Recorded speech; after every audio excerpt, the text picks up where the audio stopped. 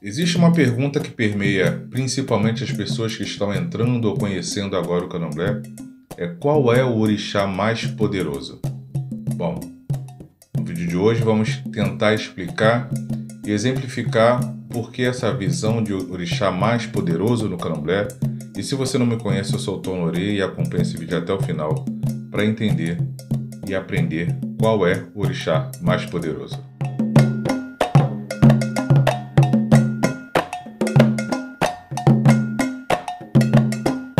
Dentro da mitologia de um povo sempre há a hierarquização das divindades que são cultuadas e tudo mais. Isso é intrínseco da cultura humana, é natural toda pessoa, todo ser humano tentar hierarquizar tudo, inclusive o que é divino, o que é divinizado. E não seria diferente dentro da cultura religiosa do candomblé, ou até dentro da cultura religiosa iorubá, por exemplo. Então, dentro da cultura afro-brasileira, dentro da cultura do candomblé, há sim uma forma hierarquizada, indireta, não dizendo qual orixá mais importante, o mais poderoso, o mais forte, o mais fraco, mas dentro do culto e da sua cultura religiosa, qual orixá que tem ou está num patamar mais elevado de culto. E qual é esse orixá?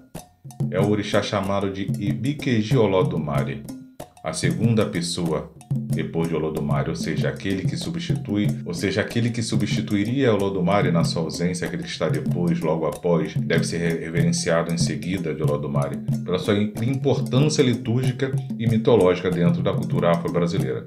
Esse orixá é o Obatalá, no Brasil conhecido como Oxalá, Orixalá, Orixá Unlá, o grande orixá. E por conta disso, há muito culto e muita coisa ligada dentro do candomblé, por exemplo, ligado ao culto do Obatalá.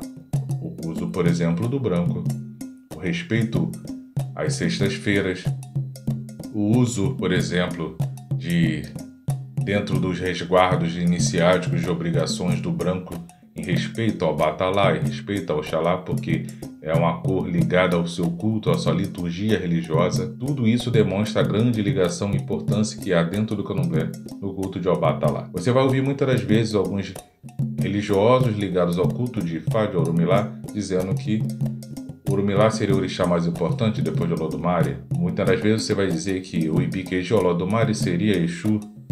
Isso vai depender da liturgia, mas na sua grande maioria, de forma geral, tanto no candomblé como no Xexelabá, religião tradicional iorubá, você vai ver que muitos sacerdotes dentro da cultura de orixá vai dizer que Obatalá é o Ibikeji Olodumare. Então, de forma geral, Obatalá seria o orixá mais poderoso porque ele é o Ibikeji Olodumare. E por que ele é o Ibikeji Olodumare? Pela sua importância dentro do mundo em geral, a sua ligação à criação do Aie, a sua importância na criação dos seres humanos, ou seja, foi ele que modelou os nossos corpos, foi ele que modelou o corpo humano através do Amon, do barro.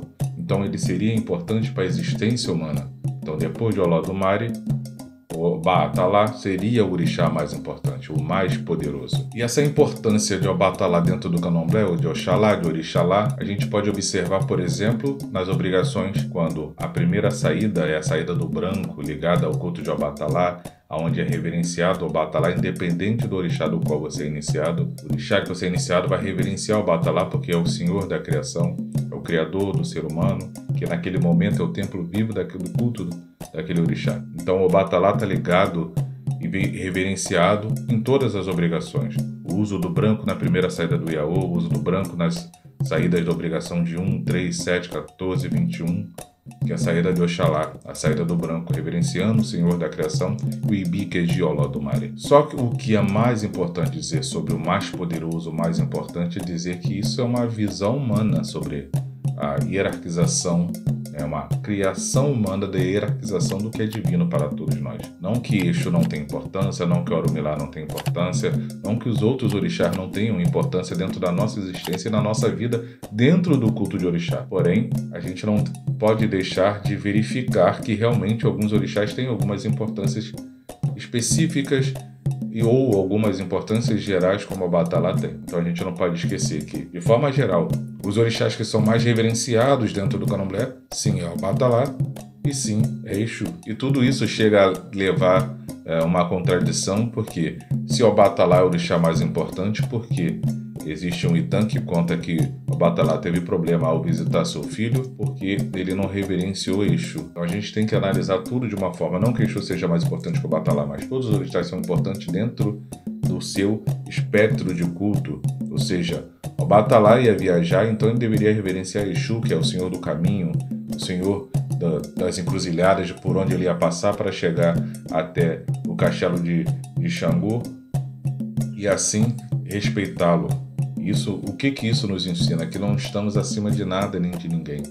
Devemos respeitar ao pisar no chão que pertence ao Nilé, reverenciar o Nilé, que estamos andando na estrada que pertence aonde Exu está com seu poder e a sua dominação, a sua força energética, então deveremos respeitar e reverenciar Exu.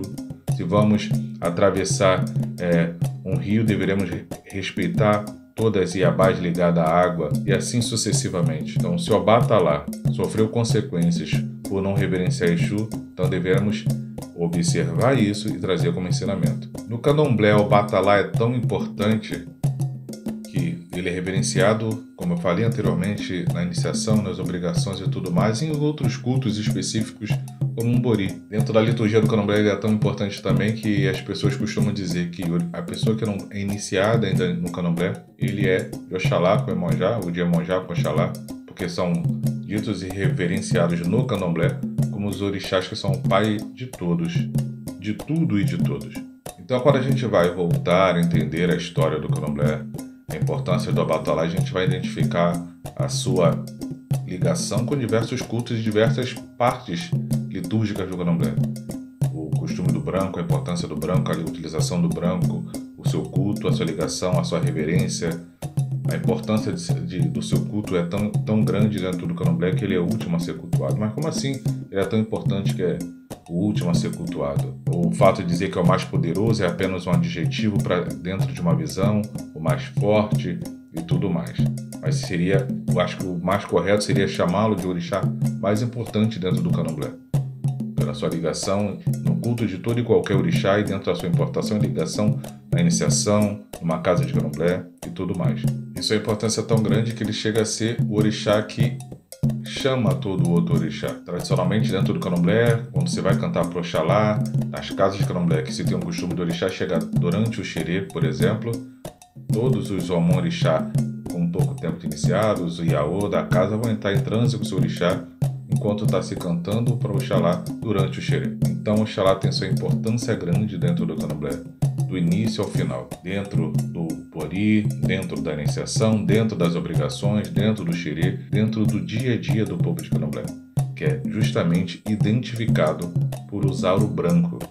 É o símbolo de Orixalá, o símbolo de Obatalá, o senhor do branco, o rei do branco, o senhor do pano branco. Então, o orixá mais importante, assim que deveria ser falado, o orixá mais importante dentro do candomblé da cultura religiosa afro-brasileira, sim, é o Obatalá, Orixalá ou Oxalá. Bom, se você gostou desse vídeo, não esqueça de deixar o seu like. Se não é inscrito no nosso canal, não deixa de se inscrever para não perder os próximos vídeos que publicamos sobre história, cultura e filosofia da religião de matriz africana. Bom, agradeço sua companhia, eu vou ficando por aqui e até o próximo vídeo.